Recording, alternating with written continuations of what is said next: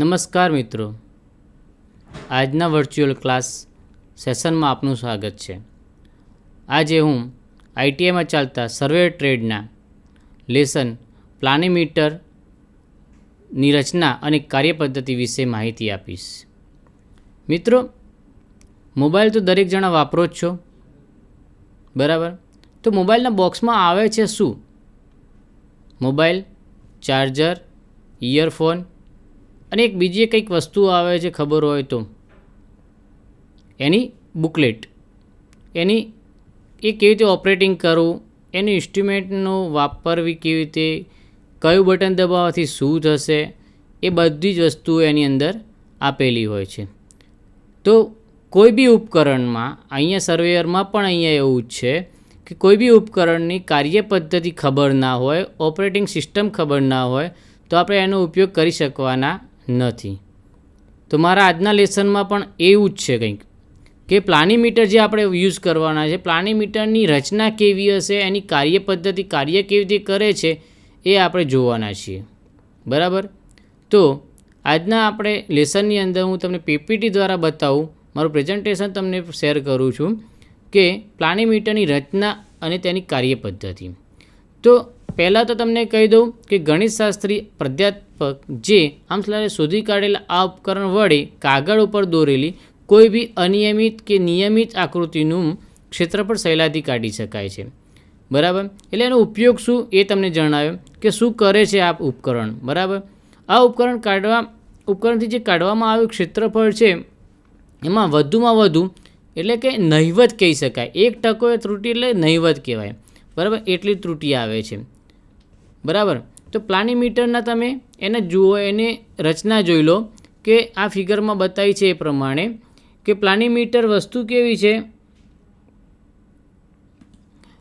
તો લંગર બિંદુ, એનું અનુરૂપ બિંદુ, લોઅર આર્મ એટલે કે જેનું લંગર બાહુ, અનુરેખણ બાહુ, ગણતરી ચક્ર, એ બધું, બરાબર? તો આ ઉપકરણમાં આકૃતિમાં બતાવ્યા પ્રમાણે ધાતુના 2 દંડ હોય છે. આ 2 ધાતુના દંડમાંનો એક દંડ નિશ્ચિત લંબાઈનો હોય છે, તેને લંગર બાહુ કહેવામાં આવે છે. બીજા દંડને અનુલેખન બાહુ કહેવામાં આવે છે. આ બાહુની લંબાઈ નકશામાં સ્કેલ પ્રમાણે ગોઠવવી પડે છે. તે માટે આ બાહુ ઉપર અંક જેવા કે 100 સેન્ટીમીટર, 1:1, 6 ઇંચ = 1 mi, બરાબર? આ પ્રમાણે વગેરે અંકિત કરેલા હોય છે.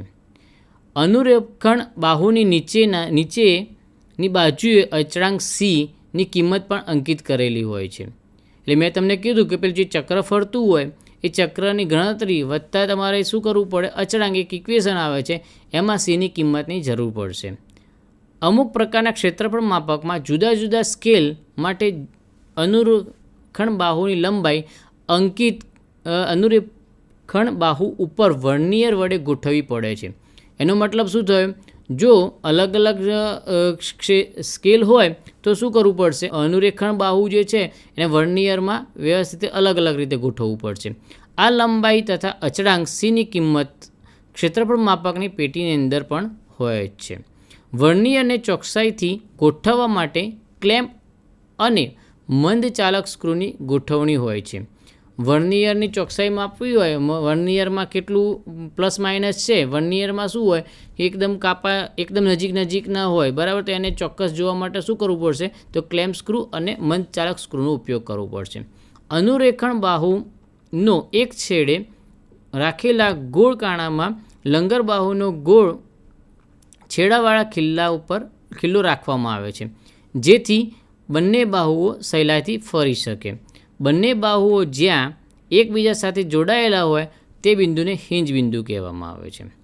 લંગર બાહુનો બીજો છેડો અણીવાળો હોય છે, તેને લંગર બિંદુ કહે છે. આ લંગર બિંદુ ઉપર ધાતુનું વજન જડેલું હોય છે કે જેથી લંગર બિંદુને ડ્રોઈંગ પેપર ઉપર યોગ્ય જગ્યાએ જડી શકાય. લંગર બિંદુનો ઉપયોગ શું થશે અને વજનના કારણે શું થશે? એક જ જગ્યાએ જડી જાય, બરાબર? અનુરેખણ બાહુના એક છેડે અનુરેખણ બિંદુ રાખવામાં આવેલું છે, જેને ક્ષેત્રફળ માપવા માટે વિસ્તારની હદ ઉપર ઘડિયાળની કાંટાની દિશામાં ફેરવવામાં આવે છે. અહીંયા ધ્યાન રાખજો, ઘડિયાળની કાંટાની દિશામાં જ ફેરવવું પડશે તો તમારું ચક્ર ફરશે. જો તમે ઊંધું ફેરવ્યું તો ચક્ર ફરશે નહીં. અનુરેખણ બિંદુ તીક્ષ્ણ હોય છે, તેથી તે કાગળ ઉપર ફેરવવામાં આવે તો કાગળ કાપે છે. આ માટે તેની બાજુમાં જ સમાયોજ્ય ટેકો રાખવામાં આવેલો હોય છે, જેના વડે અનુરેખણ બિંદુને કાગળની સપાટીથી સહેજ ઊંચી રાખી શકાય. બરાબર.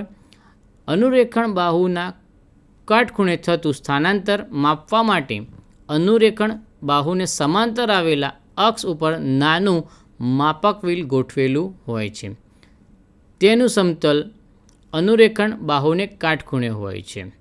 આ માપક વ્હીલ સાથે ડ્રમ જોડેલું હોય છે, જેને 100 ભાગોમાં વહેંચાયેલું હોય છે. તો ક્ષેત્રફળ માપક 3 ટેકાઓ લંગર બિંદુ, અનુરેખણ બિંદુ અને માપક વ્હીલ એટલે કે વ્હીલ ઉપર ટેકવાયેલું હોય છે. જ્યારે ક્ષેત્રફળ માપવા માટે અનુરેખણ બિંદુને વિસ્તારની હદ ઉપર ફેરવવામાં આવે ત્યારે માપક વ્હીલ અનુરેખણ બાહુને કાટખૂણે ફરે છે, તેમજ થોડું સરકે પણ છે. એટલે શું થશે? તો અનુરેખણ બિંદુ બાહુને કાટખૂણે થતી ગતિથી માપક વ્હીલ ફરે છે, જ્યારે ધરીની દિશામાં થતી ગતિથી માપક વ્હીલ કાગળ ઉપર માત્ર સરકે જ છે. પરિણામે માપક વ્હીલના વાંચનાકમાં જરા પણ ફેર પડતો નથી. જ્યારે માપક વ્હીલ અનુરેખણ બાહુને કાટખૂણે ફરે છે ત્યારે માપક વ્હીલનું પરિભ્રમણ કુલ અભિલંબીય સ્થાનાંતર બતાવે છે, જેનું પ્રમાણ માપક વ્હીલ અને તેની બાજુમાં આવેલા વર્નિયર વડે માપવામાં આવે છે. જ્યારે પણ તમે એને ફેરવશો ત્યારે શું થશે? વર્નિયરમાં અને માપક વ્હીલમાં બંને રીડિંગ ચાલુ થઈ જશે. આ માપક વ્હીલ જ્યારે એક આંટો પૂરો કરે ત્યારે તેની ધરી સાથે દાંતા ચક્ર વડે જોડાયેલું ગણતરી ચક્ર એક અંકનનું સ્થાનાંતર બતાવે છે. એક વ્હીલ પૂરું કરશે, એક વખત આખો આંટો પૂરો કરે ત્યારે એક અંકનનું સ્થાનાંતર બતાવશે. ગણતરી ચક્ર ઉપર 0 થી 10 સુધીના અંકો પાડેલા હોય છે. ગણતરી ચક્ર ઉપર આવેલા સૂચકની સામે પૂરા થયેલા આંટાના માપ બતાવે છે.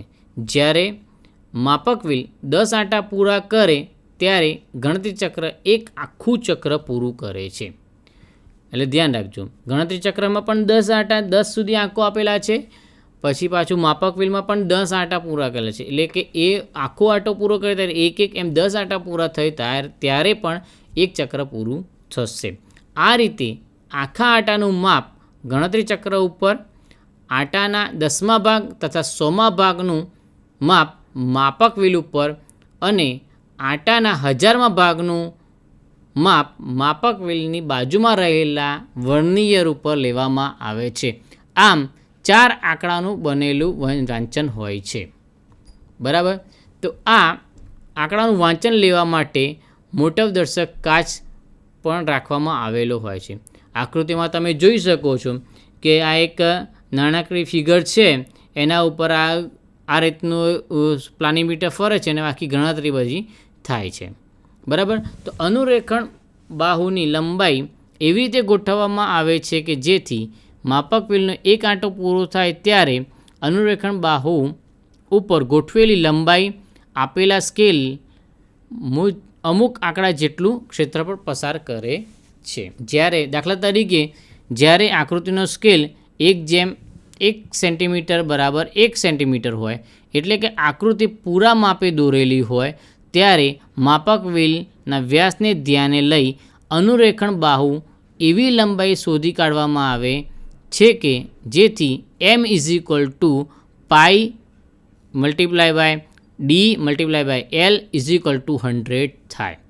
જ્યાં માપક d માપક વ્હીલનો વ્યાસ છે, l છે અનુરેખણ બાહુની લંબાઈ છે અને m છે એ ક્ષેત્રફળ ગુણક છે.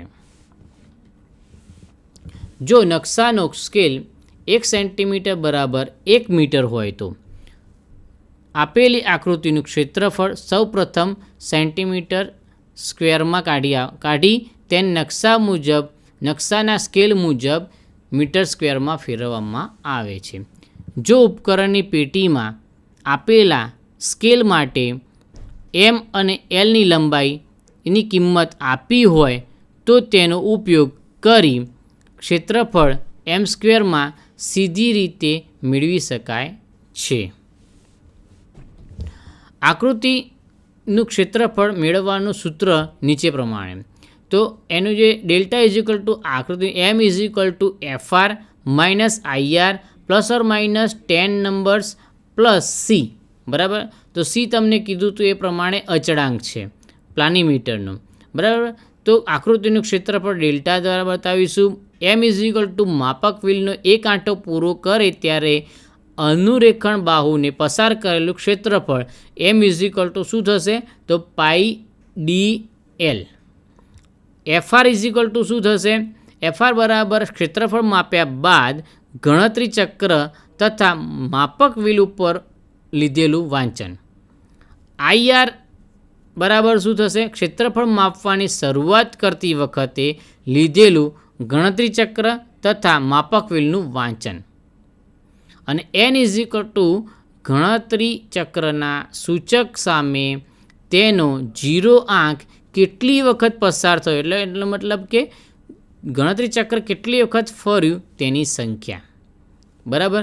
અને C તો અચળાંક કે જે ક્ષેત્રફળ માપકની પેટીમાં આપેલું હોય છે. ક્ષેત્રફળ માપકની ચકાસણી. ક્ષેત્રફળ માપક બરાબર કામ કરે છે કે નહીં એ તો ચેક કરવું જ પડશે આપણે.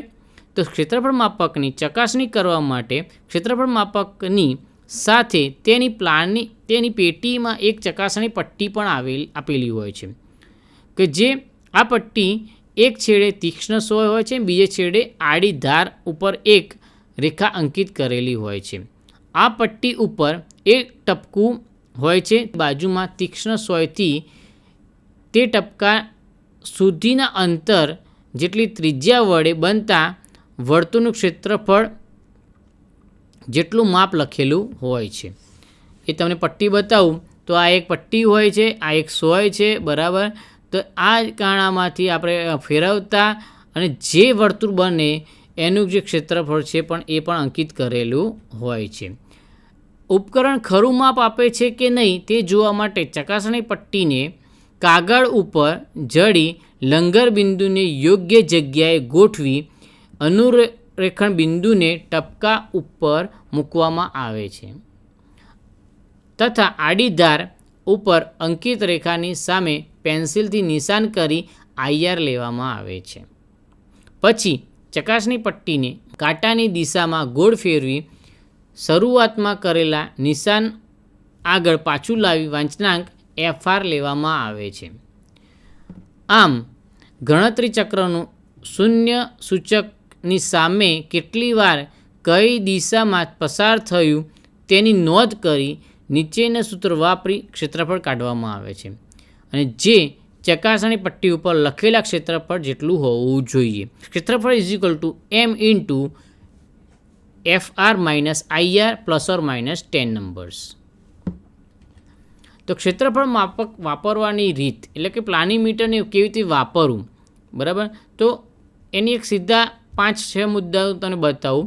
તો આકૃતિના સ્કેલ માટે અનુરેખણ બાહુ ઉપર વર્નિયર વડે ગોઠવો અને એમની કિંમત નોંધો. આકૃતિના આકાર તથા માપને ધ્યાનમાં લઈ લંગર બિંદુને આકૃતિની અંદર કે બહાર યોગ્ય જગ્યાએ ગોઠવો. આકૃતિની હદ ઉપર નિશાન P કરો અને આ નિશાન ઉપર અનુરેખણ બિંદુને મૂકો. અનુરેખણ બિંદુને ઘડિયાળની કાંટાની દિશામાં આકૃતિની હદ ઉપર ફેરવો અને જુઓ કે આખી હદ ઉપર અનુરેખણ બિંદુ કોઈપણ જાતની મુશ્કેલી વગર ફરી શકે છે કે નહીં. જો ન ફરી શકે તો લંગર બિંદુનું સ્થાન યોગ્ય જગ્યાએ બદલો. હવે આકૃતિની હદ ઉપર કોઈ નિશાની P ઉપર અનુરેખણ બિંદુ મૂકો. શરૂઆતના વાંચનાંક IRની ગણતરી ચક્ર તથા વ્હીલ ઉપરની ઉપરથી નોંધો. હવે અનુરેખણ બિંદુને આકૃતિની હદ ઉપર ઘડિયાળના કાંટાની દિશામાં ફેરવી શરૂઆતના બિંદુ P ઉપર લાવો અને છેવટનો વાંચનાંક FR ગણતરી ચક્ર અને વ્હીલ ઉપરથી નોંધો. અનુરેખણ બિંદુને આકૃતિની હદ ઉપર ફેરવતી વખતે ગણતરી ચક્રનો આંક ઘડિયાળના કાંટાની દિશામાં કે તેની વિરુદ્ધ દિશામાં સૂચકની સામે કેટલી વખત આવે છે, કેટલી વખત પસાર થાય છે તે નોંધો. બરાબર. તો આ રીતે આપણે પ્લાનીમીટર એટલે કે ક્ષેત્રફળ માપક કેવી રીતે વાપરવું એ તમને સમજાવ્યું. હવે એનો ઉપયોગ કરતી વખતે કઈ કઈ બાબતો ધ્યાનમાં રાખવાની છે એ તમને સમજાવું. તો ક્ષેત્રફળ કાઢતી વખતે આકૃતિ હંમેશા ક્ષૈતિજ તલમાં રાખવી જોઈએ. જો આકૃતિ મોટી હોય તો તેના ભાગ કરીને ક્ષેત્રફળ માપવું જોઈએ. દરેક આકૃતિનું ક્ષેત્રફળ ઓછામાં ઓછું 2 વખત કાઢવું જોઈએ. આકૃતિનું ક્ષેત્રફળ વડે કાઢતા પહેલાં આશરે અંદાજ કાઢવો જોઈએ. બહુ ચોકસાઈભરી રીતે ક્ષેત્રફળ કાઢવા માટે આકૃતિની હદ ઉપર ફ્રેન્ચ કર્વ કે સીધી પટ્ટી રાખી અને તેનું અનુરેખણ બિંદુ અડાડીને ફેરવવું જોઈએ. એનો મતલબ કે કોઈ બી આપણે આકૃતિ હોય બરાબર, તો એને સીધી આપણે ફેરવીએ તો ક્યાંક ને ક્યાંક આગુ પાછું થવાનું છે. એની જગ્યાએ શું કરીશું, ફ્રેન્ચ કર્વ અને સીધી પટ્ટી હોય તો એને ત્યાં મૂકી અને પછી તમારે શું કરવાનું રહેશે, તો ફેરવવાનું રહેશે. કરચલી પડેલા અને ખરબચડા કાગળ ઉપર દોરેલી આકૃતિનું ક્ષેત્રફળ વધુ ચોકસાઈથી કાઢી શકાતું નથી. આથી નકશા હંમેશા સુવાળા કાગળ ઉપર દોરવા વધારે ઈચ્છનીય છે.